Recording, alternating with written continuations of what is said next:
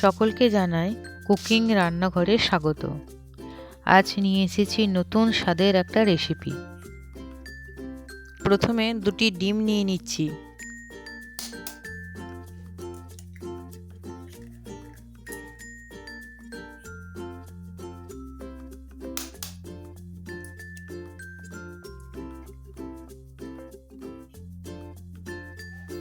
এরপর এর মধ্যে 3 চামচ চিনি নিয়েছি।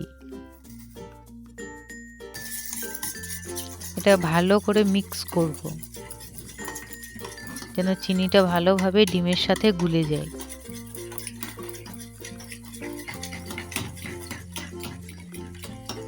পাঁচ থেকে 6 মিনিট কন্টিনিউ মিক্স করলেই চিনিটা ভালো করে গুলে যাবে।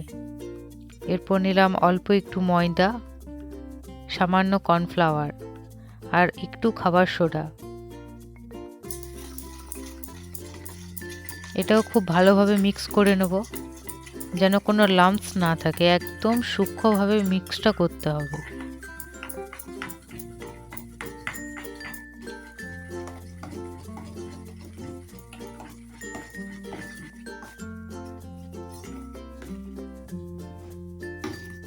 থিকনেসটা ঠিক এরকমের আসবে, না খুব মোটা আর না খুব পাতলা। এরপর কড়াইয়ের মধ্যে অল্প একটু চিনি নিচ্ছি।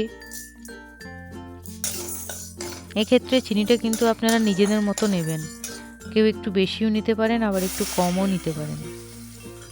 সামান্য একটু জল নিচ্ছি।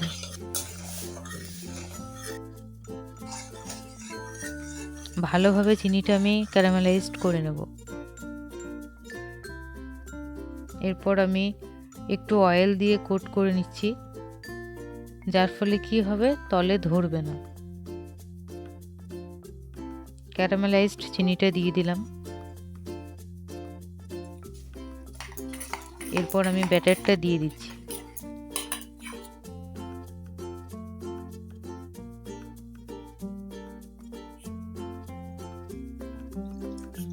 কড়াইয়ে সামান্য জল নেব।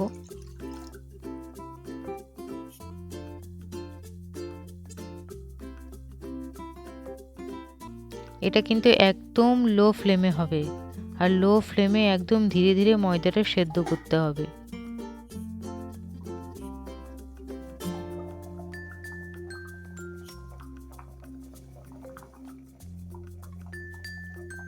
খুব ভালোভাবে সেদ্ধ হয়ে গেছে।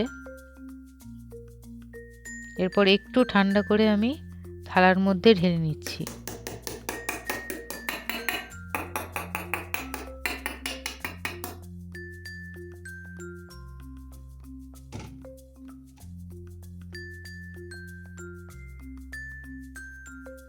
এরপর আমি পিস করে নিচ্ছি।